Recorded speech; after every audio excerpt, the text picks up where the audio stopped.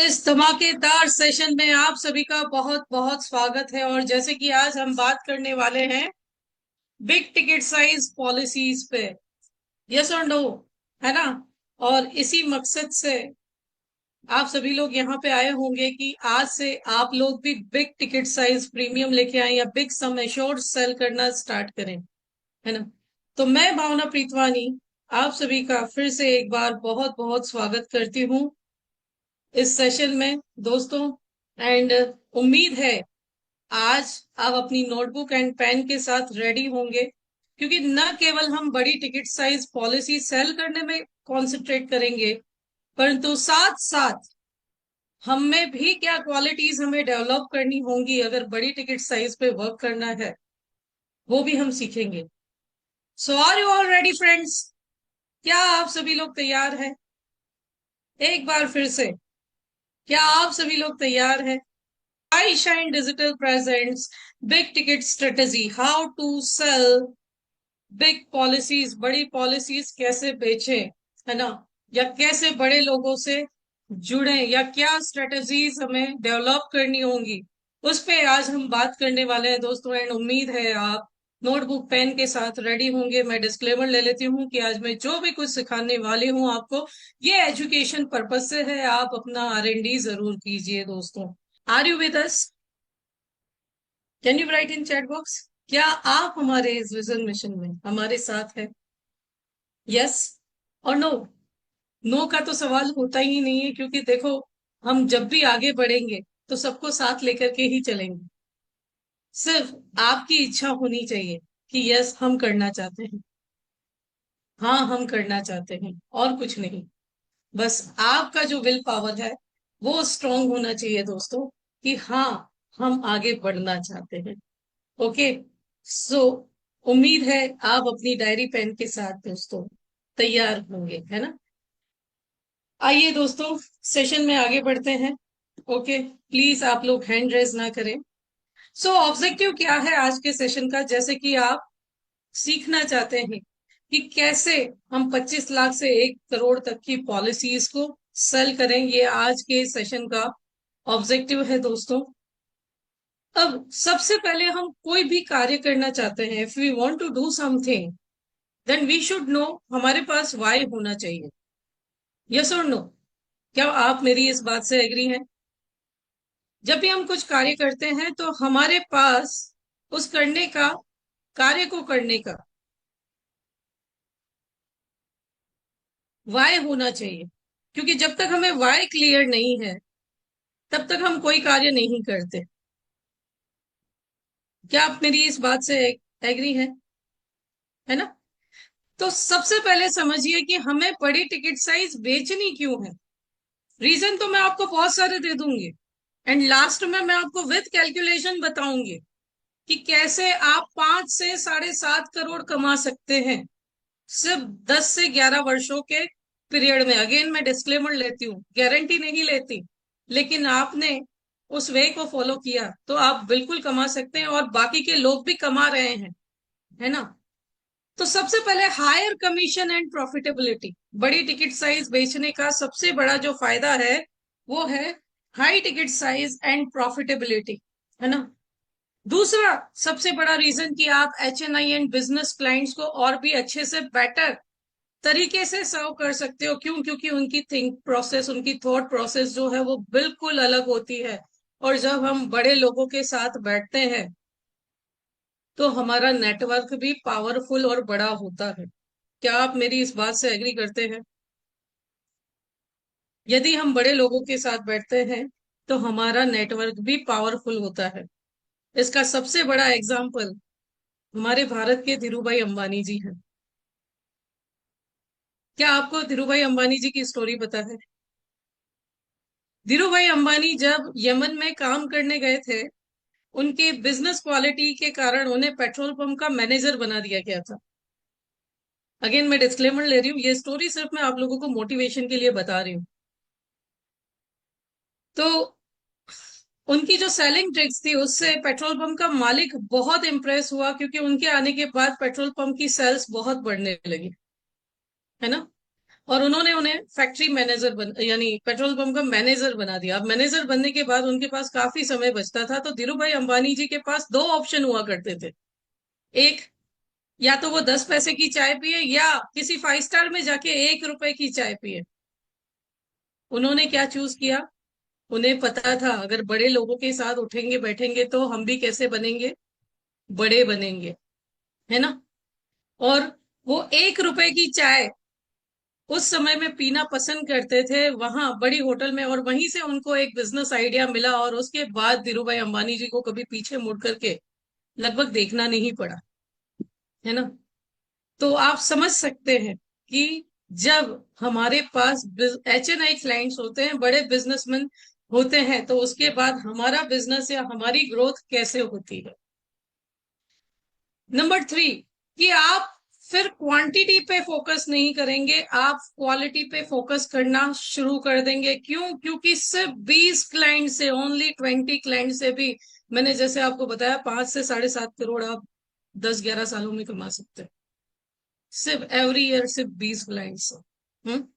So requires fewer client to achieve annual targets. आपको अपने annual targets achieve करने के लिए बहुत ज्यादा नंबरिंग्स पे जाने की जरूरत नहीं पड़ेगी। आप क्वालिटी क्लाइंट से ही अपने एनुअल अर्निंग अर्न कर लेंगे।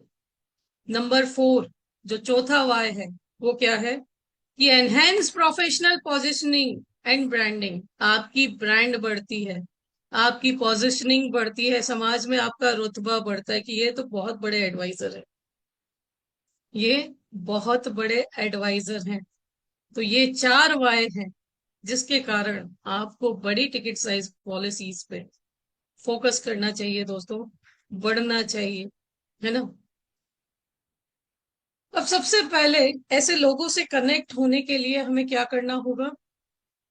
ऐसे लोगों से कनेक्ट करने के लिए हमें अपना माइंडसेट चेंज करना होगा या नहीं? अगर हम ऐसे लोगों के पास भी ये उत्सव ले लो, उमंग ले लो, लक्ष्य ले लो करते रहे, तो क्या हमारी पॉलिसीज बिकेंगी? छोटा सोचोगे तो छोटा होगा, बड़ा सोचोगे तो बड़ा होगा, है ना।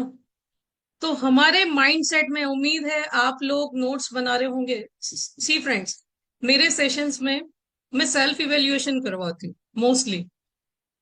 ये जो पीपीटीज हैं ये मेरे लिए कम, आपके लिए अधिक होती है ना। स्टूडेंट्स के लिए किस लिए होती है? सेल्फ इवेल्युएशन के लिए। क्यों? कि आप क्या कोई गलती तो नहीं कर रहे ऐसी, या आप जिस तरीके से बिजनेस कर रहे हैं उसमें क्या चेंजेस लाने की जरूरत है ना। क्योंकि शुरुआत तो खुद ही से होती है दोस्तों, किसी भी चेंज की शुरुआत जो है वो खुद ही से होती है। तो अगर बड़ा माइंडसेट, बड़े लोगों के साथ कनेक्ट होना है, तो आपको अपने माइंडसेट में क्या चेंजेस करने होंगे? सबसे पहली चीज, अगर बड़ा टिकट साइज बेचना चाहते हैं, बड़े क्लाइंट से जुड़ना चाहते हैं, तो आपको वैल्यू फोकस्ड बनना पड़ेगा, नोट प्राइस फोकस्ड। कि मैं अगर यहाँ पे चला गया तो मेरे इतने रुपए खर्च हो जाएंगे, अगर मैंने ये सर्विस दे दी तो मेरा इतना खर्चा हो जाएगा, है ना। अगर आप ये सोच रहे हैं तो इस सोच को आज से, जैसे मैंने आपको धीरू भाई अंबानी जी का एग्जांपल दिया कि उनके पास भी ऑप्शन था, वो चाय की किटली पे भी चाय पी सकते थे और वो 5 स्टार होटल में भी चाय पी सकते थे, but what he has choose, income तो तब भी उनकी कम थी, ही हैज चूज वैल्यू। और वहां से उनका जो टाइम है वो बदलना शुरू हो गया। ओके, तो सबसे पहली चीज क्या चेंज करनी है? वैल्यू से, वैल्यू पर फोकस करना है, प्राइस पर फोकस करना बंद कर दो। थोड़ा खर्चा खुद के पीछे भी करना पड़ेगा, थोड़ा बन ठन के भी रहना पड़ेगा, है ना।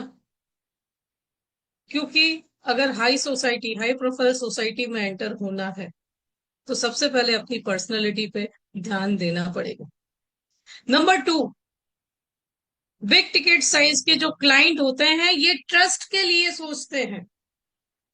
ये ऐसा नहीं कि शॉर्ट टाइम के बारे में सोचेंगे, इनका जो व्यू होता है ये लॉन्ग टर्म रिलेशनशिप पे और लॉन्ग टर्म बेनिफिट्स पे रहता है। तो इनको काम चलाओ काम नहीं चाहिएगा दोस्तों। तो यदि आप चले जाते हैं कि सिर्फ मेरा उत्सव का नॉलेज, मेरा उमंग का नॉलेज, मेरा टेम्पररी नॉलेज एक बड़ी टिकट साइज क्लोज कर सकता है, तो आई एम सॉरी फ्रेंड्स, आपको ऑलराउंडर बनना पड़ेगा। Again I am telling, my sessions are for self evaluation and आपको रिजल्ट जरूर मिलेगा। सो यहाँ पे ये लोग ट्रस्ट, लॉन्ग टर्म रिलेशनशिप और बेनिफिट्स के बारे में सोचते हैं, है ना। सो आपको भी वहां फोकस वैसे सोचना शुरू करना पड़ेगा। नंबर 3, ये बिजी डिसीजन मेकर्स होते हैं। इनको स्पीड के साथ साथ क्लैरिटी भी चाहिए होगी। क्या चाहिए होगा? स्पीड के साथ साथ क्लैरिटी भी चाहिए। यानी आज से आपको सारे कैलकुलेटर्स, सारे फाइनेंशियल कैलकुलेशंस बहुत अच्छे से आने चाहिए। उन्होंने कोई क्वेश्चन पूछ लिया, उन्होंने कोई ऑब्जेक्शन ले लिया, तो आपके पास उसका आंसर होना चाहिए, है ना। फिर उनके सामने आप कॉल करोगे कि सर ये कैसे होगा, सर ये होगा या नहीं, तो वो आपकी इंप्रेशन डाउन करेगा दोस्तों, है ना। Number 4, expect customisation and high quality service. ये लोग बड़ा पैसा दे रहे हैं, ये लोग बड़ा प्रीमियम देने वाले हैं, तो इनको सर्विस भी क्वालिटी वाली चाहिए होगी और आज से आपको टेलर मेड सॉल्यूशन देने आना चाहिए होगा। कैसा सॉल्यूशन? टेलर मेड, कहीं से कॉपी पेस्ट किया हुआ नहीं। Are you getting my point? HNI mindset के साथ आप क्लियर हैं? जिन लोगों को भी प्रश्न है, please write your question in a notebook. I will take all the questions. Last में हम सारे क्वेश्चंस लेंगे, ओके। बट पहले आप नोट्स बनाइए कि आप क्या क्या चेंजेस लेके आएंगे अगर आपको बड़ी टिकट साइज भेजनी है, 25 लाख, 30 लाख, 50 लाख, 1 करोड़ तक पहुंचना है तो, राइट। कि आपको खुद में क्या क्या डेवलप करना है दोस्तों, कैसे डेवलप करना है वो भी हम बताएंगे, ओके। तो ये इनका माइंडसेट होता है। फिर से, value focus, trust, busy decision makers, उसके कारण हमें क्लैरिटी एंड स्पीड, जो भी हम बात करें साफ साफ बात करें, और customisation and high quality service की ये एक्सपेक्टेशन रखते हैं दोस्तों। तो हमें हमारा कार्य करने का तरीका, हमारा नॉलेज, सब कुछ अपग्रेड करना होगा उसी हिसाब से, ओके। अब आप लोगों को क्वेश्चन होंगे ना, मैम आप तो बता रहे हो, अब हम टारगेट किसको करें, है ना। तो डोंट वरी, मैं प्रोस्पेक्ट्स कौन कौन से हो सकते हैं, आज से आपको किस पे फोकस करना है उसकी बात करूंगी। सी, हम लोगों की गलती क्या है पता है? हम नंबर पे फोकस करते हैं, हम नंबर पे फोकस करते हैं। छोटी छोटी पॉलिसीज आनी चाहिए, नो डाउट आनी चाहिए, बट हम अपने प्रोस्पेक्ट का भी टेस्ट नहीं लेते, हम अपने प्रोस्पेक्ट का भी टेस्ट नहीं लेते। यस और नो? तो अगर HNI, अल्ट्रा HNI सेक्टर में आपको एंटर होना है, तो सबसे पहले आपके प्रोस्पेक्ट की एलिजिबिलिटी होनी चाहिए। कैसी? एक तो वो हेल्दी होना चाहिए, क्योंकि बीमार लोगों को तो हम इंश्योरेंस नहीं देते। प्रोफेशनल होना चाहिए, इनकम अच्छी होनी चाहिए, तभी तो बड़ी टिकट साइज आएगी ना हमारे पास। Are you getting my point? ज्यादातर लोग आपके non medical special and non medical preferred category के होने चाहिए, यदि आपको अंडर राइटिंग आता है दोस्तों, ओके। तो ये सेगमेंट कैसा है, कहाँ टारगेट करना है हमको? HNIs एंड अल्ट्रा HNIs पे। अगर आप 25, 50 लाख, 1 करोड़ लोगों ने 200-200 करोड़ की भी पॉलिसीज बेची है। हम्म। अगर आप इस सेगमेंट में काम करना चाहते हैं तो आपको किससे कनेक्ट होना पड़ेगा? HNI से, अल्ट्रा HNI से, बिजनेस ओनर से, SME ओनर्स से, प्रोफेशनल्स से, जैसे कि डॉक्टर, CAs, लॉयर्स, कंसल्टेंट्स, ऐसे लोगों से अपना टाई अप बढ़ाना होगा, क्योंकि इन लोगों का नेटवर्क मोस्टली ऐसा होता है। और सबसे इंपॉर्टेंट NRIs का। ये डॉलर्स में अर्न करते हैं, ये पाउंड्स में अर्न करते हैं, तो आपके यहाँ इन्वेस्टमेंट भी बड़ा होगा। इनको इनसिक्योरिटी रहती है कि इन फ्यूचर मैं इस कंट्री में सेफ हूं या नहीं हूं। अगर मैं वापस इंडिया आया तो मुझे क्या करना होगा, मेरे पास इनकम कैसे आएगा, है ना? तो आपको फोकस, और वैसे भी दोस्तों फेस्टिवल सीजन आ रहा है, NRIs आने वाले हैं, तो अभी से हमें प्रिपरेशन स्टार्ट करनी होगी। कॉर्पोरेट एग्जीक्यूटिव्स को, जिनके पैकेजेस बहुत अच्छे हैं, है ना, तो ऐसे क्लाइंट सेगमेंट से तो आज से, अगर आपको एक मिल गया, एक से दो का रेफरेंस ले सकते हो, दो से चार का रेफरेंस ले सकते हो, चार से आठ का रेफरेंस ले सकते हो दोस्तों। सिर्फ एक बार एंट्री लेनी है, सिर्फ एक बार इस सेगमेंट में एंट्री लेनी है, और अपने नॉलेज को शार्प करना है दोस्तों। क्या करना है? नॉलेज को शार्प करना है। उम्मीद है आपने लिखा होगा कि आज से आपके प्रोस्पेक्ट का एलिजिबिलिटी क्या होना चाहिए। Have you written?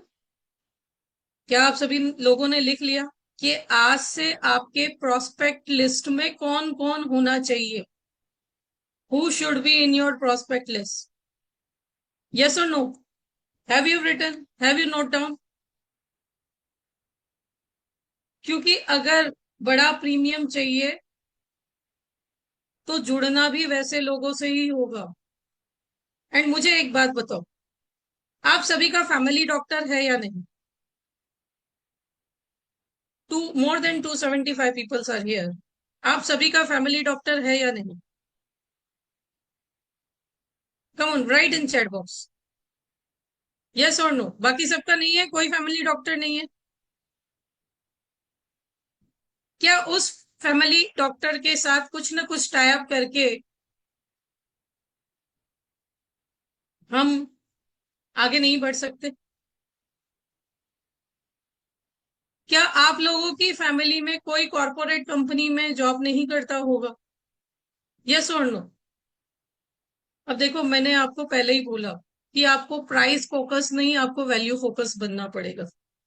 तो कुछ ना कुछ ले देकर हम वहां पे एंट्री नहीं ले सकते? यस और नो? आइडियाज में दे रही हूँ आपको, आइडियाज में आपको ये दे रही हूँ कि कैसे। क्या आप लोगों की फैमिली में कोई ना कोई CA नहीं होगा?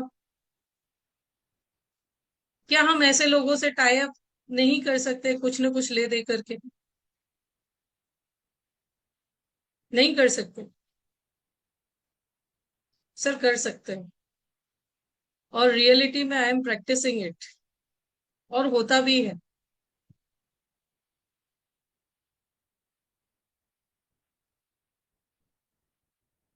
But it depends on you, ये आप पर निर्भर करता है। मैंने आपको एक पूरे सेगमेंट बता दिए। क्या हमारे किसी रिलेटिव के यहाँ घर में,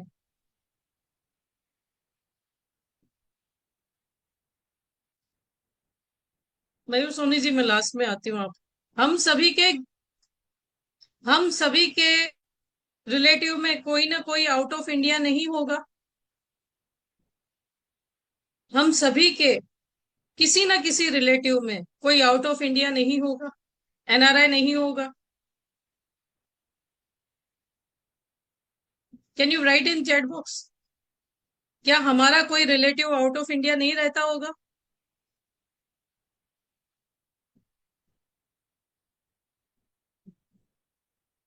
कोई पड़ोसी नहीं होता होगा?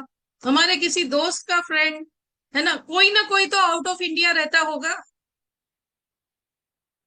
यस और नो?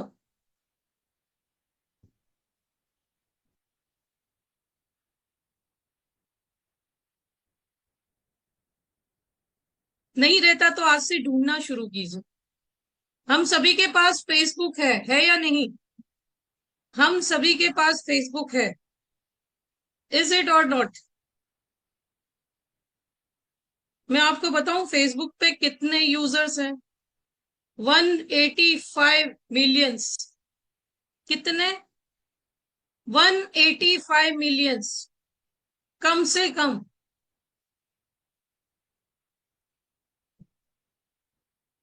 ये देखिए, मनमोहन जी ने लिखा है 31 करोड़ से भी ज्यादा एनआरआई हैं दुनिया में।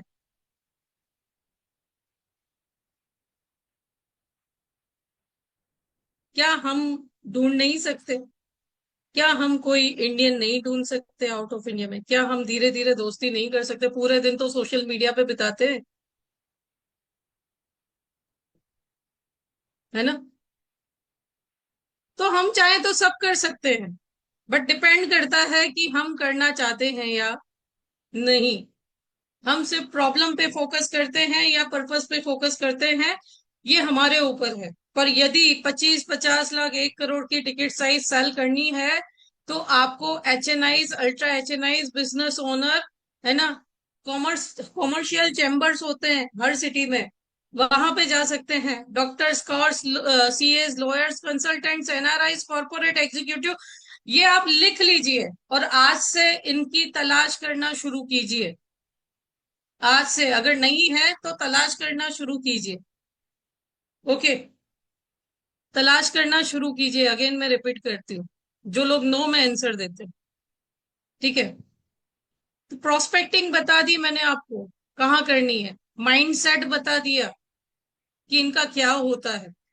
अब चैलेंजेस क्या आ सकते हैं आपके पास? सबसे पहली चीज जो मैंने शुरुआत में बोली थी कि हम छोटे छोटे प्रीमियम्स पे फोकस करते हैं। Lack of confidence in asking high premiums. ज्यादा प्रीमियम्स की, ज्यादा बड़े प्रीमियम की डिमांड नहीं कर सकते, तो आज से आईने के सामने प्रैक्टिस करना कि बड़ा प्रीमियम कैसे मांगना है, बड़े प्रीमियम पे कैसे बात करनी है। Number two, inability to show value in large policies. बड़ी पॉलिसीज में हम वैल्यू ही नहीं शो कर पाते कभी कभी। Number three, poor objection handling. Number four, no structured process. कोई स्ट्रक्चर्ड प्रोसेस नहीं है। मैं तो सिर्फ इसी डिमांड में हूं कि मैं जाऊं और मुझे पॉलिसी मिल जाए, जबकि ऐसा नहीं होता दोस्तों। ऐसा नहीं होता। आप अगर आज मेरे सामने बैठे हैं, let me tell you one example. यदि आप मेरे सामने आज बैठे हैं, तो अगर मैं अननोन पर्सन हूं, तो क्या आप ये मेरा सेशन देख रहे होंगे? यदि मैं आप लोगों के लिए अननोन होती, तो आप मेरा ये सेशन अटेंड कर रहे होते? यस और नो?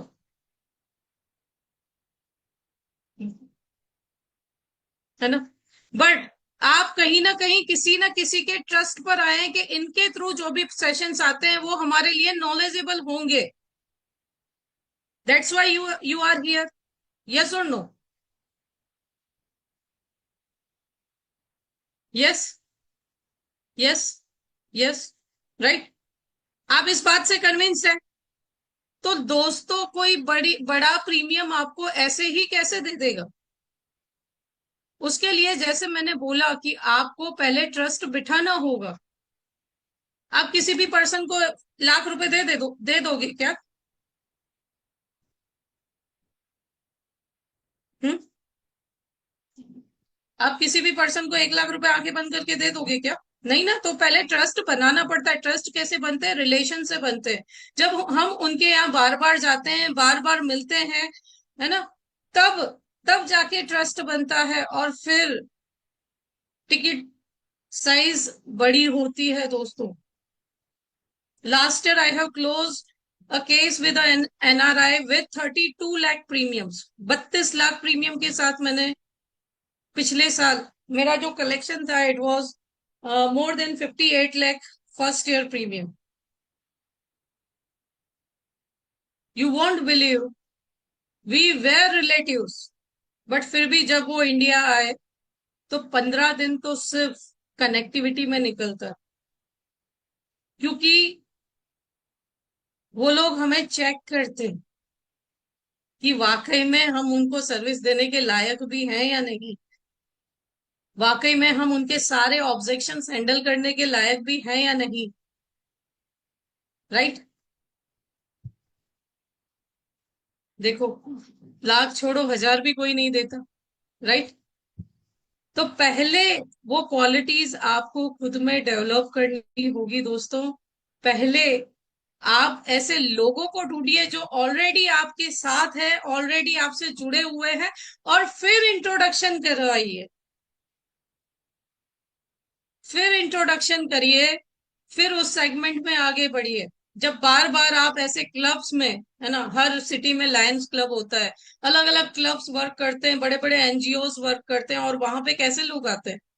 वहां पे एचएनआईज आते हैं, लेकिन पहले उनसे जुड़ना पड़ता है। डायरेक्टली कोई भी नहीं ले लेगा दोस्तों, ये रिलेशन का खेल है ना। नो, आपके जो बिलीव्स है ना, सबसे पहले उनको शिफ्ट करना पड़ेगा कि number one, you are not selling, you are offering protection and legacy. उनकी जो डिमांड होती है वो लीगेसी होती है, लीगेसी क्रिएट करना, पैसा पैसे को खींचता है ना। तो आपको एक सेल्स पर्सन की तरह नहीं जाना, आपको एक ऐसा पर्सन बन के जाना है जो उनके परिवार को, उनके बिजनेस को लीगेसी के साथ साथ प्रोटेक्शन भी देता हो। Your value is in your expertise, not just product. आपके प्रोडक्ट्स, आपकी एक्सपर्टीज नहीं है, आपकी वैल्यूज क्या है, वो आपकी एक्सपर्टीज है दोस्तों, है ना। तो उत्सव ले लो, उमंग ले लो, इसमें इन्वेस्ट कर लो, उसमें इन्वेस्ट कर लो, वो नहीं सुनेंगे। आपको पहले पूरा बैकग्राउंड निकालना पड़ेगा दोस्तों। एंड बिलीव मी, एक बार इस सेगमेंट में एंटर हुए ना, पीछे मुड़ के देखना नहीं पड़ेगा। Price is never the issue, value is the issue friends. आपकी जो वैल्यू है ना, वो सबसे बड़ा इशू है। और जिस दिन आपने लोगों की लाइफ में वैल्यूज ऐड करना शुरू कर दी, आपकी बड़ी टिकट साइज की पॉलिसीज भी इजीली सेल होंगी दोस्तों। लिख करके ले लीजिए मुझसे। नेक्स्ट स्टेप आता है दोस्तों कि अपनी प्रिपरेशन कैसे करनी है। अप्रोच करने से पहले आपको क्या क्या जानना है अपने क्लाइंट्स के बारे में। सबसे पहले उनका बैकग्राउंड जानिए। बैकग्राउंड कैसे जानेंगे? आजकल हमारे पास लिंक्डइन है, ट्विटर है, फेसबुक है, इंस्टाग्राम है। हम्म। अगर एमएसएमई बिजनेसमैन हैं, है ना, तो इनके सबके बिजनेस डायरेक्टरीज भी आती हैं। दो चार चक्कर लगाइए ऐसी कंपनीज के पास, है ना। तो सबसे पहले क्लाइंट का बैकग्राउंड जान लीजिए। No clients business assets and liabilities. Direct product पे नहीं जाइए। See what I am practicing in the market, कि मैं सबसे पहले क्या करती हूँ। सबसे पहले मैं क्लाइंट को बोलती हूँ, पहले आपके पास क्या है। See I am an financial advisor, okay. And सबसे पहले मैं आपका फाइनेंशियल हेल्थ चेकअप करूंगी, बाद में हम बात करेंगे कि आपको क्या खरीदना है क्या नहीं खरीदना है। Because I am not here for selling, I am here for proper advising, okay. तो इंसान को पहले दिन से लगता है कि ये कोई प्रोडक्ट लेने पे मेरे पे फोर्स करने वाला नहीं है। इंसान को पहले दिन से क्या लगेगा, ये प्रोडक्ट लेने के लिए मेरे पर फोर्स नहीं करेगा, okay. So I am an financial analyst, and I first I will check your portfolio, then I will recommend. अगर कुछ करना भी है तो मैं बाद में recommend करूंगी, but पहले I will not tell you that you have to invest here or there. Okay, clear? बात की शुरुआत कैसे करनी है, तब आपको पता चलेगा कि क्या एसेट है और क्या लायबिलिटीज है। और जिसके पास लायबिलिटीज है तो उसको तो उसका सीए भी मना करे ना, तो भी हम इंश्योरेंस पिच करके आ सकते हैं, भाई ये कर्जा है, कौन चुकाएगा, है ना, कौन चुकाएगा? उसके लिए कुछ प्रोटेक्शन किया है? ओके, सो कैलकुलेटेड नीड बेस्ड इंश्योरेंस, आपको नीड बेस्ड इंश्योरेंस देना पड़ेगा वहां पे। प्रिपेयर कस्टमाइज प्रपोजल, आपको कस्टमाइज प्रपोजल देने पड़ेंगे। ऐसा नहीं कि ये रेडी करके गई, ये 10 साल का भेज दो, ये 11 साल का भेज दो। नो, आपको टैक्स भी देखना पड़ेगा, है ना। एनआरआई है तो उसके केस में उसके बैंक अकाउंट्स क्या है, एवरीथिंग आपको देखना पड़ेगा। उसका प्लानिंग क्या है, फ्यूचर में इंडिया रहना चाहता है या बाहर रहना चाहता है, हर चीज आपको कैलकुलेट करके जानी पड़ेगी और नॉलेज लेकर के बैठना पड़ेगा, तभी आप बड़े टिकट साइज बेच सकते हो। 5 स्टेप सेल्स प्रोसेस रहती है दोस्तों, अगर बड़ी टिकट साइज आपको बनानी है। सबसे पहले बिल्ड अ रेपर्ट, यानी अपना ट्रस्ट बनाए। पहले आना जाना रखें, बर्थडे विशेष, एनिवर्सरी, बहुत सारे मौके होते हैं, क्लब की मीटिंग्स होती हैं, गेट टुगेदर्स होते हैं, ऐसी बड़ी बड़ी सोसाइटीज के फंक्शन होते हैं। पहले वहां उठना बैठना शुरू कीजिए, एंड अगेन खुद पे खर्चा करना शुरू कीजिए। नंबर 2, डायरेक्ट प्रोडक्ट कभी पिच ना करें, पहले नीड्स को समझिए, नहीं तो वो लास्ट में आपसे बात कर भी ली तो वो सीए के पास भेजेगा। तो पहले नीड को समझिए।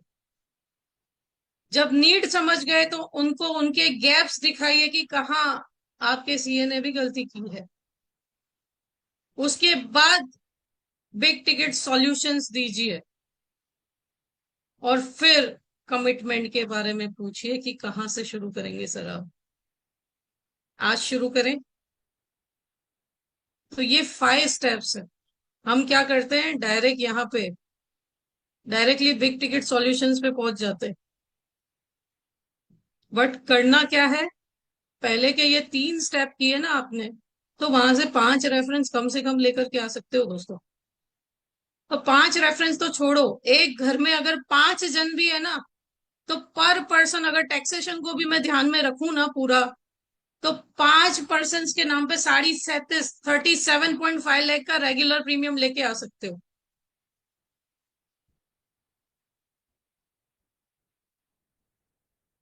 फिर यही पूछोगे कि वहां कैसे पहुंचे, मैं यही बोलूंगी, ऐसे क्लब्स की मेंबरशिप लो, ऐसे चेंबर्स में जाना शुरू करो, ऐसे रिलेटिव को ढूंढो, कुछ सेटिंग करो, कुछ लेन देन करो, रिलेशन उनसे अच्छे बनाओ, और फिर वहां एंट्री लो। फिर वहां एंट्री लो दोस्त।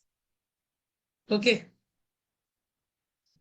क्या क्या टूल्स आपको अपनी प्रेजेंटेशंस के लिए तैयार रखने हैं, तो विजुअल फाइनेंशियल गैप चार्ट्स आपके पास होने चाहिए, ठीक है। थोड़ा बहुत कंप्यूटर चलाना सीख लो, रियल लाइफ केस स्टडीज होनी चाहिए आपके पास, जिसे आप एग्जाम्पल के तौर पे या स्टोरी के तौर पे बता सकते हैं, है ना। Premium to sum assured comparison होना चाहिए, आईआरआर एक्स आईआरआर कैलकुलेटर्स आपके पास होने चाहिए, आपको कैलकुलेशन आना चाहिए। चाइल्ड एजुकेशन या रिटायरमेंट ग्राफ्स आपके पास होने चाहिए। जैसे एक अगर आज मैं आपको शो करूं, जस्ट अ मिनट, एक चीज मैं आपको शो करती हूँ, जैसे, जस्ट अ मिनट,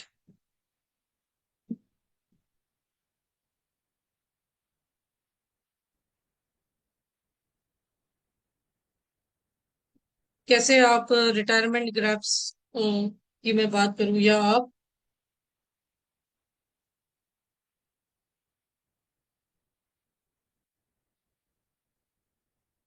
बात कर सकते हैं, just a minute.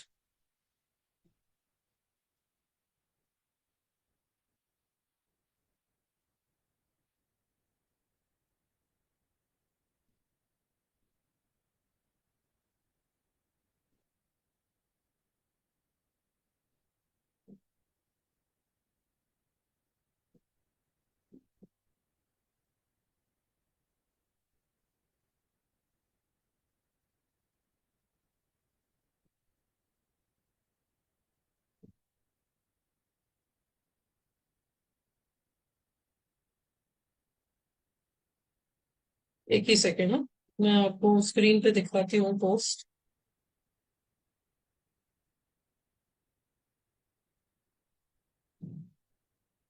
Yes, are you prepared for retirement, जैसे 65% लोग, है ना, Respondents are saving for retirement but don't know how much corpus they will need.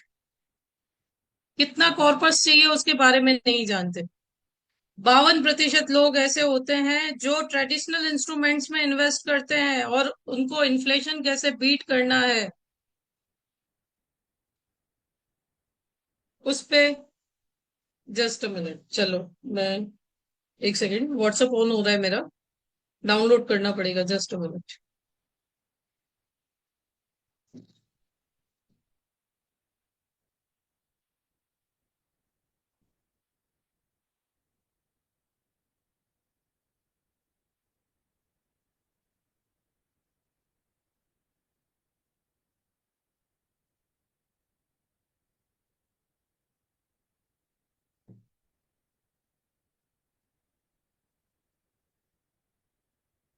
अब दिखाई दे रहा है आपको? Now is it visible? 65% people respondents are saving for retirements but don't know how much corpus they will need. 52% invest in traditional instruments which will not even be able to beat inflation. सिर्फ इतनी ही बात कर लो ना, इतने ये सिर्फ आंकड़े याद रख के इस पे ही बात कर लो तो भी बहुत रहेगी। 48% respondents believe they will not be able to afford current lifestyle after retirement. 61% don't realize the need for asset allocation for retirement, and 77% respondents will not consult a financial advisor despite knowing little about retirement planning. है ना? 77% लोग सलाह नहीं लेते भले ही उन्हें planning की जानकारी ना हो। तो ये मिस्टेक्स लोग करते हैं अपनी रिटायरमेंट प्लानिंग में। क्या आपने भी तो ये मिस्टेक नहीं की? है ना? क्या आपने भी तो ये मिस्टेक नहीं की? आपने बहुत सारे लोन ले रखे हैं, आपके ऊपर लायबिलिटीज है, लेकिन क्या आपने ये प्लानिंग नहीं की? ठीक है, तो जब आप ऐसी बातों पे आंकड़ों के साथ बात करते हैं ना, आई एम डैम श्योर आपकी क्लोजिंग होने के चांसेस ज्यादा होते हैं दोस्तों। रिबेट की बात बाद में करते हैं, रिबेट की बात जो है हम बाद में करते हैं दोस्तों। ओके, सो आपको इन सारे कैलकुलेटर्स के साथ रेडी रहना है। यहां तक आपको माइंडसेट क्लियर है? प्रोस्पेक्ट्स कैसे होने चाहिए ये क्लियर है? कैसे लोगों से कनेक्ट करना है ये क्लियर है? Are you all there? आपके माइंडसेट में कहाँ चेंजेस होने चाहिए ये क्लियर है आपको?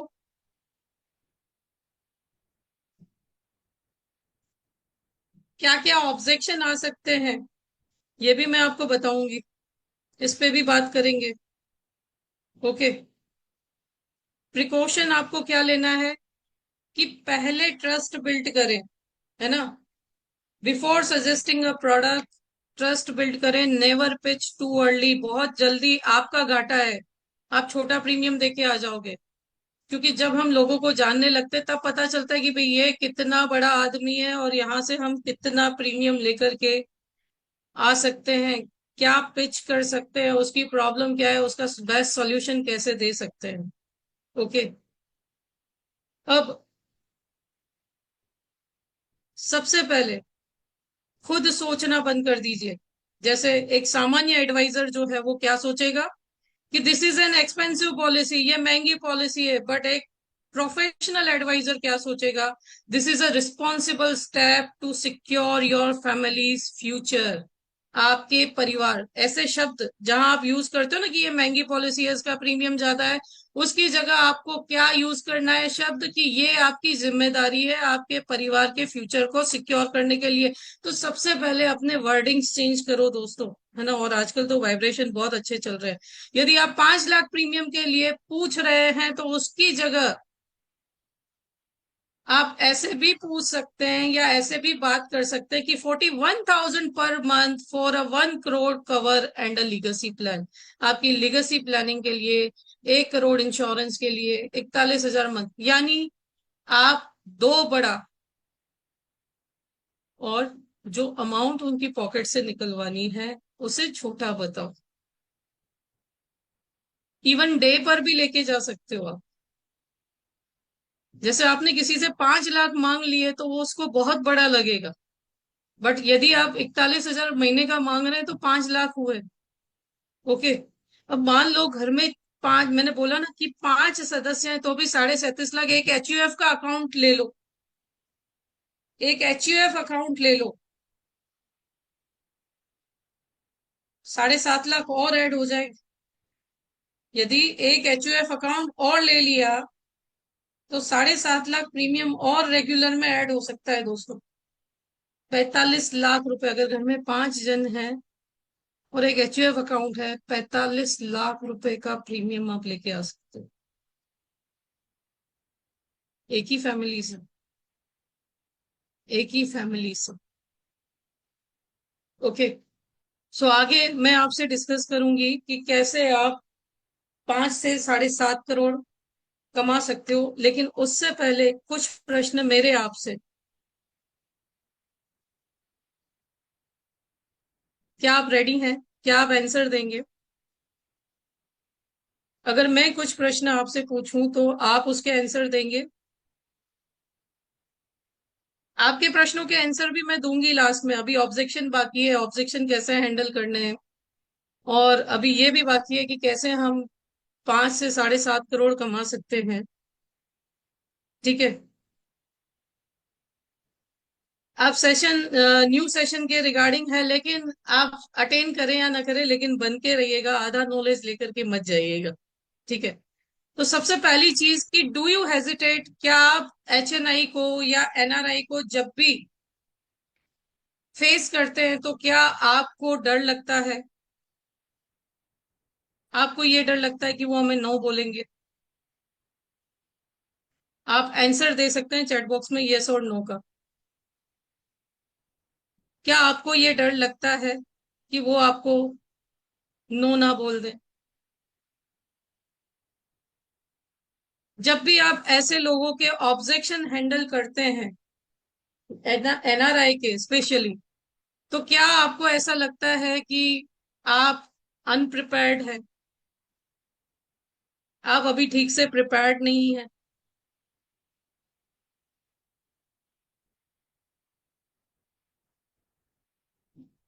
आप ये नहीं जानते कि कौन से प्लान एनआरआई के लिए सबसे अच्छे हैं?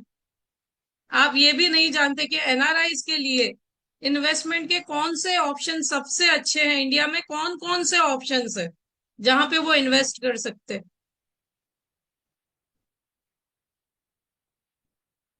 क्या आप एनआरआई टैक्सेशन से, रेगुलेशन से बिल्कुल वाकिफ हैं? आप एनआरआई टैक्सेशन से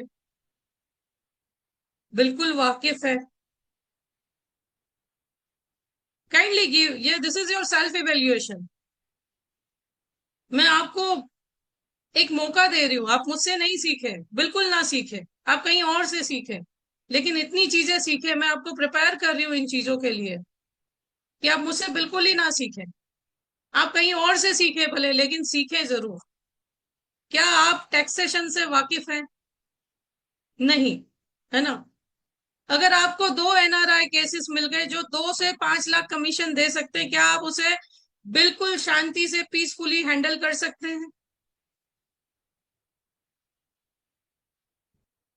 यदि ऐसे लोगों के साथ जुड़ने का आपको आइडिया मिल जाए, है ना, पिच मिल जाए, आपको कैसे बात करनी है, आपकी प्रोफाइल कैसी होनी चाहिए,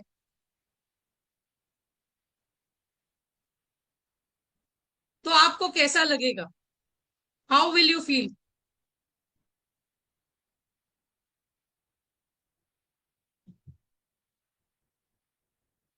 क्या आप बड़े टिकट साइज के प्रोस्पेक्ट को अपने नेटवर्क में से आइडेंटिफाई कर सकते हैं? क्या ये एबिलिटी है आप में?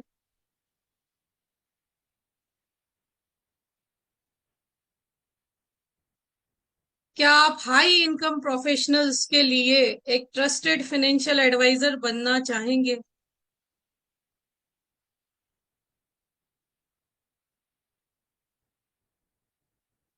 ऐसे 10,000 करोड़ से भी अधिक अपॉर्चुनिटीज मार्केट में तैयार बैठी हैं दोस्तों।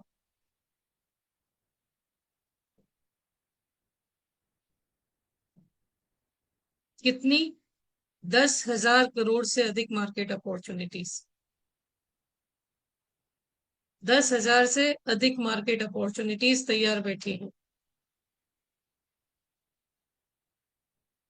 क्या आप ऐसे क्वेश्चन जानते हैं जो एनआरआई को पूछने चाहिए उनका ट्रस्ट गेन करने के लिए? Can you write in chat box? नहीं। Are you aware of the latest RBI FEMA guidelines NRI के लिए जो भी है? क्या आप 3 मिनट की एलिवेटर पिच बनाना चाहेंगे एचएनआईज के लिए खुद की?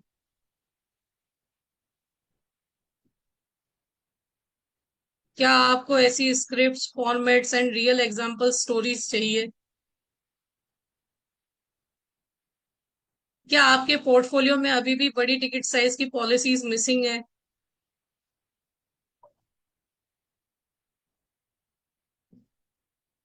आप अपने इंश्योरेंस बिजनेस को कहाँ देखना चाहते हैं दोस्तों?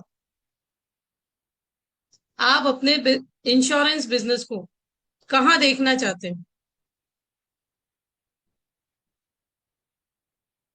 तो आपको ऐसा करने से कौन रोक रहा है? Who is stopping you by doing this? World level? Okay, myself, खुद। Okay, so are you ready to upgrade your advisory skill set? Global clients के लिए आप अपना अपग्रेशन चाहते हैं? क्या आप अपने 4 दिन इन्वेस्ट कर सकते हैं इन चीजों के लिए? क्या आप अपने 4 दिन, बस 4 दिन इन्वेस्ट कर सकते हैं इन चीजों के लिए?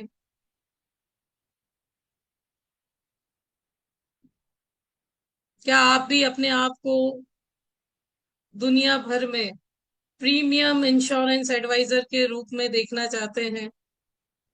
लास्ट क्वेश्चन था। क्या आप अपने आप को दुनिया भर के प्रीमियम इंश्योरेंस एडवाइजर्स के रूप में देखना चाहते हैं? यस? ओके, ठीक है, आप होंगे। एंड हैं भी आप, और आप ही कर सकते हैं। Only you are stopping yourself, friends. है ना? आप में से कितने लोगों को पता है कि अगले कुछ महीने मोस्ट ऑफ फोकस लोगों का सिर्फ एनआरआईज पे रहेगा? Most of focus. और एनआरआईज ही आपको एचएनआईज के साथ जोड़े रखेंगे। आज का सेशन 5 से 7 करोड़ कैसे अर्न करना है ना, वो आप देखते हुए जाइएगा। बस सेगमेंट में आपको वर्क करना है। सबसे पहले थोड़ी ऑब्जेक्शन टेक्निक्स में आपको बता देती हूँ कि इस सेगमेंट में क्या आ सकती है। कि I will think about it, मैं इसके बारे में सोचूंगा। क्वेश्चन क्या पूछना है आपको? What would you like to think about, let's explore it together. साथ में सोचते हैं, साथ में बात करते हैं। ठीक है। Number 2, it is too expensive. Response क्या देना है? Expensive compare to what? Let's evaluate its value together. साथ में मिलके वैल्यू जानते हैं। लेकिन वैल्यू जानने के लिए वो एक्सपर्टीज भी तो चाहिए। I have other priorities. अगर कोई ऐसा जवाब देता है आपको एचएनआई सेगमेंट में, align policies with those priorities, उनकी प्रायोरिटीज क्या है पहले उसे समझिए।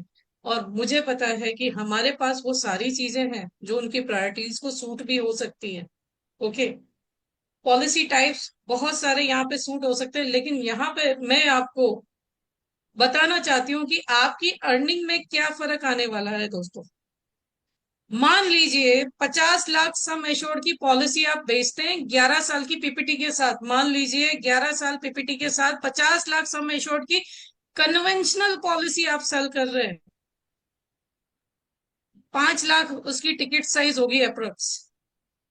अगर 20 एचएनआई क्लाइंट या 20 एनआरआई क्लाइंट आपके वो प्लान लेते हैं तो आपका कलेक्शन होगा 1 crore.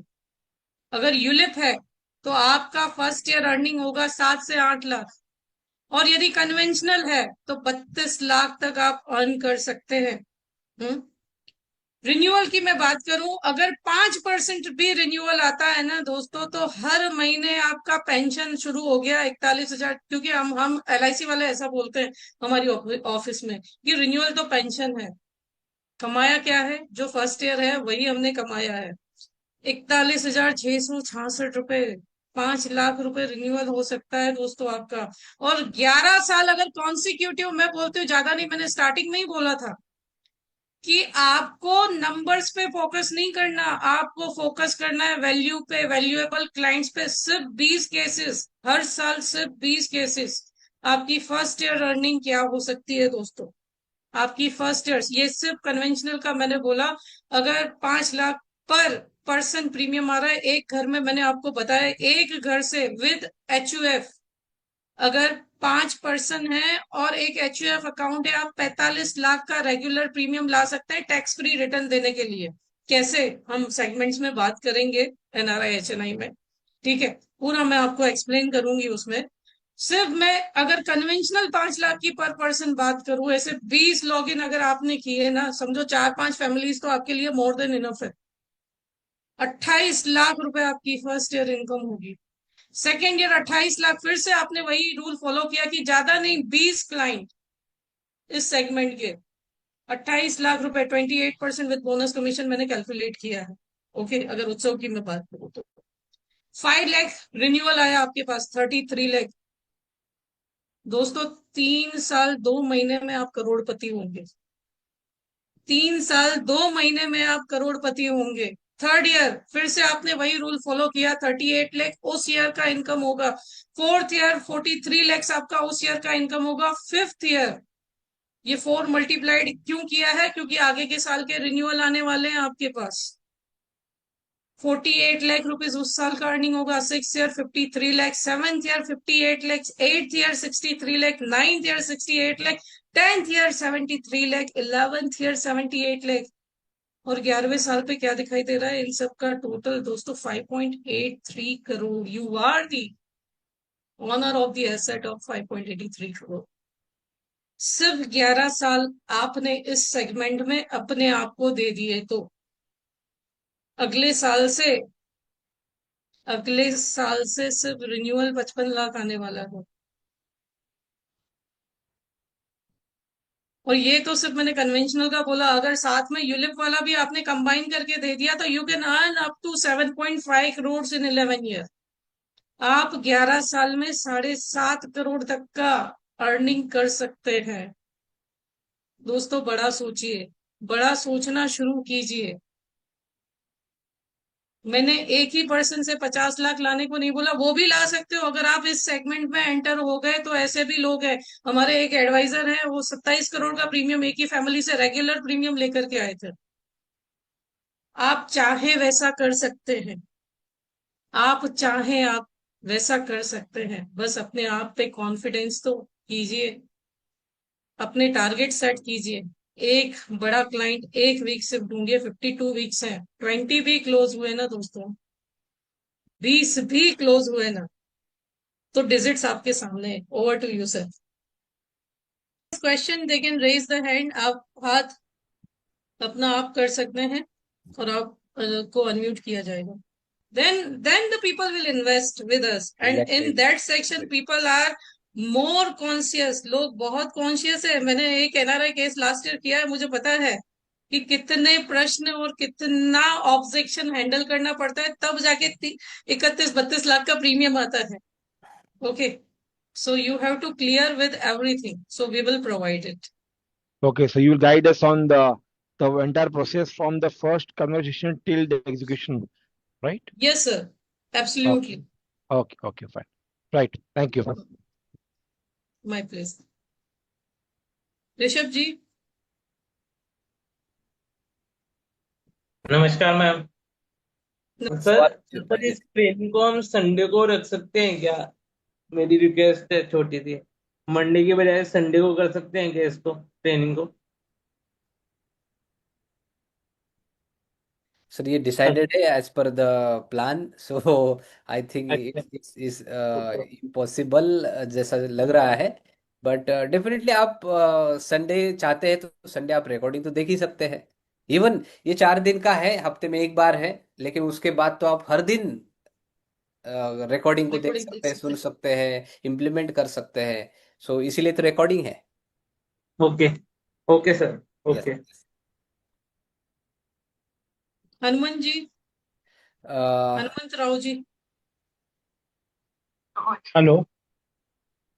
Yes hello. Yes. Madam, मैं ये आपसे जानना चाह रहा था कि आपने मतलब एनआरआई पॉलिसीज कितनी सोल्व की हैं अपने मतलब केजल में? सर अभी तक तो 3 HNI बहुत सारी हैं। क्योंकि देखिए मैम, मैं प्रैक्टिकली मैं बहुत सारा ट्रेनिंग अटेंड करता हूँ। तो मतलब ऐसा मतलब मेरे को ऐसा नहीं होना चाहिए कि सिर्फ हम नॉलेज मिल जाए, उसको प्रैक्टिकली इम्प्लीमेंट नहीं कर पाए, क्योंकि नॉलेज का तो हम लोग के पास बहुत खजाना होता है, लेकिन प्रैक्टिकली इसको इम्प्लीमेंट करना वो सबसे इम्पोर्टेंट होता है मेरे विचार से। क्योंकि ज्ञान लेना सबसे आसान है, लेकिन उसको प्रैक्टिकली जब तक आप इम्प्लीमेंट नहीं करेंगे तो रिजल्ट नहीं आएगा। इसलिए मैंने आपसे ये बिल्कुल क्वेश्चन। सर, बिल्कुल आप निश्चिंत रहिए। जब तक मैं खुद ट्रायल ना ले लूं, मैं ट्रेनिंग देती ही नहीं हूँ उस टॉपिक पे। ये आदित्य सर को भी पता है। यस यस क्योंकि यस। बहुत सारे ट्रेनर हो गए हैं सर इंडस्ट्री में जिनको कुछ नहीं आता, लेकिन बस वही है नहीं, कि दिक्कत दिक्कत यही है हनुमान जी कि बस बहुत सारे एजेंट ही नहीं बन रहे हैं, करोड़पति नहीं हो रहे। ट्रेनर बन रहे हैं, आप देख रहे हैं, लेकिन आप नहीं बन पा रहे, सॉरी टू से। लेकिन यस। एजेंट नहीं बन पा रहे, ये दुविधा है, ये प्रॉब्लम है। क्योंकि सर हम म्यूचुअल फंड का भी काम करते हैं, उसमें मेरा बहुत अच्छा काम होता है। एलआईसी मेरा फोकस नहीं है, लेकिन मेरे को एनआरआई बिजनेस में इंटरेस्टेड हूँ। बिल्कुल बिल्कुल। और आप अगर आप समझते ही होंगे फाइनेंशियल प्लानिंग। ओके, तो यस फाइनेंशियल प्लानिंग आप करते हैं तो डेफिनेटली। सर, मैं खुद सीएफपी हूँ। सीएफपी यस आप ग्रेट। सुने हाँ, होंगे, फिर पोस्ट आपको तो ऑफिस। सर क्वेश्चन तो आपके सही है, बिल्कुल जायज नहीं है, उसके बारे में कोई डाउट नहीं है, सॉरी। लेकिन पॉइंट ये है कि जैसे आपने कहा था एक छोटा सा शब्द ट्रेनर बन रहे हैं, तो ये तो देखो किसी को हम कुछ कर नहीं सकते, बोल नहीं सकते। आपका क्वेश्चन है तो हम ये सारी चीजें हम खुद इम्प्लीमेंट करते हैं। जैसे मैं डिजिटल रिलेटेड सारी चीजें खुद यूज करता हूँ, फिर भावना मैडम खुद इम्प्लीमेंट करती है, उन्होंने बड़े बड़े केसेस किए हैं। सो डेफिनेटली आपको नहीं सर, आपका तो कॉन्सेप्ट मेरे को बहुत अच्छा लगता है, क्यूआर कोड वाला, या जो भी जो प्रैक्टिकली हम लोग कर सकते हैं उसका रिजल्ट भी आता है। यस तो कुछ कुछ कुछ मैंने किया है, मैं भी 100% मैं फॉलो नहीं कर पाता हूँ, लेकिन फिर भी मैंने कुछ कुछ किया है जो आपने शेयर किया था। यस। कॉन्सेप्ट वाला, जो कॉन्सेप्ट बुक वाला, वो सब मैंने किया था कुछ कुछ प्रैक्टिकली। सर मैं आपको एक और चीज भी बता दूं कि मेरे डीओ की 150 से ज्यादा की टीम है, और मेरे रिलेशन सबसे अच्छे हैं। So we are Gujaratis. Okay. So mostly मेरा ये हैबिट कैसी है, मैंने आपको फ्रेंकली बोला, अभी तक 3 केसेस मैंने हैंडल किए हैं लाइवली, प्रैक्टिकली मेरी लाइफ में। लेकिन वो जो बहुत सारे एनआरआई केसेस भी करते हैं ना, तो मैं उनसे जुड़ी रहती हूँ। और कुछ भी नया या चेंजेस आते हैं तो आई यूज टू आस्क देम, या वो भी हमें गाइड करते रहते हैं। क्योंकि जरूरी नहीं है कि हम जो कर रहे हैं बस वही सही होगा। ओके। सो आप बेफिक्र रहिए इस बात में, ठीक है, कि मैम, होगा ये या मैं नहीं। एक चीज आपको शेयर करना चाहूंगा, क्योंकि ये जो मैंने जी। आपसे पूछा, आपने इतना अच्छे से मेरे को जवाब दिया। मैंने रिसेंटली एक हम्म। क्वेश्चन किया था एक ट्रेनर से, उन्होंने हम्म। मेरे को उल्टा सीधा मतलब कुछ हैफजर्ड वे में जवाब भी दिया, और उसके बाद मेरे को एग्जिट कर दिया, मतलब ओहो। मीटिंग से ही आउट कर दिया था। तो वो ये तो हुआ। सर हर किसी की क्वालिटी है ना। ये तो हाँ, हर किसी की क्वालिटी है। इसलिए देखो, मैं ये जेन्युइननेस संस्कार है। जानना जेन्युइननेस जानना चाह रहा था, बस सर, मैं और कोई बात नहीं। Great, thank you so much, thank आपने यू। जेन्युइन चेक किया और सब लोगों को हमारा जेन्युइननेस पता चला। Hanuman ji, thank you so much. Sir मैं भावना मैडम से क्वेश्चन पूछना चाहती हूँ कि हम्म। जैसे उन्होंने अभी एचएनआई का हैंडल किया है, सेल भी किया है, तो उनको कोई ऐसा एक्सपीरियंस जैसे कि वो खुद शेयर करना चाहती है हमें, संघर्ष उनका, अगर उनसे थोड़ा बहुत हो नहीं, सके तो मैं उनका मैडम, संघर्ष। आप तो कम्युनिटी हो आपने, इसलिए मैं ये बोल रहा हूँ। मैं भी HNI, ठीक है, कस्टमर को हैंडल करता हूँ, बट मेरे कस्टमर HNI होते हैं, ठीक है। जो टीओटी है, जो सीओटी है, तो मैं भी सीओटी हो गए मतलब HNI हो गए ना। तो मैं भी उनको हाँ हैंडल करता हूँ, वो भी हमसे जुड़े हुए हैं, हमारे कम्युनिटी में है, ठीक है। तो हाँ मैं भी कुछ जरूर बता सकता हूँ। मैं तो उनको डिजिटली मिलता हूँ, एंड हाँ डिजिटली उनको मैं अपनी चीजें बताता हूँ, they like my content and everything. So मैं पॉलिसी नहीं बेचता हूँ, बट सेम चीज, बस पॉलिसी की जगह मेरी डिजिटल ट्रेनिंग या फिर ऑटोमेशन है। बट कस्टमर कस्टमर होता है, प्रोडक्ट कोई भी ले, ठीक है, लेकिन वो HNI होता है। यस मैडम, लेकिन मानो मैडम, आप बताइए। जी sir, thank you sir. Sir इस पे स्वीटी जी ने एक और सेशन पहले भी मेरा HNI माइंडसेट पे अटेंड किया हुआ है, और जो भी मैंने उसमें बताया है मैं वही बोलती हूँ कि स्टार्टिंग मैंने वहीं से की थी आज के सेशन की भी, कि उनको क्या क्या चाहिए उस पे फोकस करो। और अगर उस पे फोकस करके नॉलेज लेकर के आप उनके सामने बैठे हैं तो केस आपका क्लोज होना है। और सबसे बड़ी चीज है जो एडवाइजर्स में थोड़ी कम देखने को मिलती है, वो है धीरज, पेशेंस। मैं मेरा लास्ट ईयर का अनुभव बताऊंगी। जिस NRI से 32 लाख मुझे प्रीमियम आया था, मैं 1 महीना उसके साथ थी, पूरा अहमदाबाद मैंने उसे घुमाया था। तो आपको पहले खर्चा करना आना चाहिए, आपको पहले खर्चा करना आना चाहिए। मैंने स्टार्टिंग भी बोली थी, आप किस पे फोकस्ड रहते हो? आप सिर्फ प्राइस पे फोकस्ड रहते हो। आप वैल्यूज देना शुरू करो, आपके रिलेशन अच्छे होंगे, और रिलेशन अच्छे होंगे तो ट्रस्ट आएगा, और ट्रस्ट आएगा तो आपके हम्म। केसेस भी क्लोज होंगे। तो स्ट्रगल तो हर चीज में, हर सेलिंग में रहता है, कोई भी बिजनेस हो रहता है, लेकिन ये डिपेंड करता है कि आप किस पे फोकस कर रहे हैं। तो तो आपको आपको कहाँ पे से इतना ही स्ट्रगल कहना आया चाहूंगी। मैडम? जैसे आपको कहाँ पे यहाँ पे लगा कि जैसे मैं कहीं पे तो हार रही हूँ ऐसा, वहां पे आपको कहाँ पे ऐसे कौन सी स्टेप में लगा, ऐसे पूछ रही हूँ। सर मैडम, मैंने कहीं पे हार नाम की चीज तो पहली बात मैं मेरी जिंदगी में यूज करती नहीं हूँ। मैं हाँ पॉजिटिव ही सोचती हूँ, और ईश्वर जो भी करेगा मेरे साथ बहुत अच्छा करेगा, है ना। हाँ। तो मैं आपको भी रिकमेंड करूंगी कि नेगेटिव शब्द आप अपनी जिंदगी से निकाल दीजिए। ठीक जी है। Ma'am. Okay. Thank patiencefully you ma'am. सारे क्वेश्चंस का आंसर दीजिए, सारे ऑब्जेक्शंस पेशेंसफुली हैंडल कीजिए। और फिर जब सामने वाले को लगेगा कि नहीं, ये टटोल लिया पूरा हर तरीके से कि ये ठीक इंसान है, इसके साथ मैं इन्वेस्ट करता हूँ, 50 नहीं 1 करोड़ भी दे सकता हूँ, ठीक है, तो ओके। धीरज खुद रखिए और बहुत शांति से हर सवाल का जवाब दीजिए। That's it. इतना आपको आ गया तो आप सेल्स में मास्टर हैं।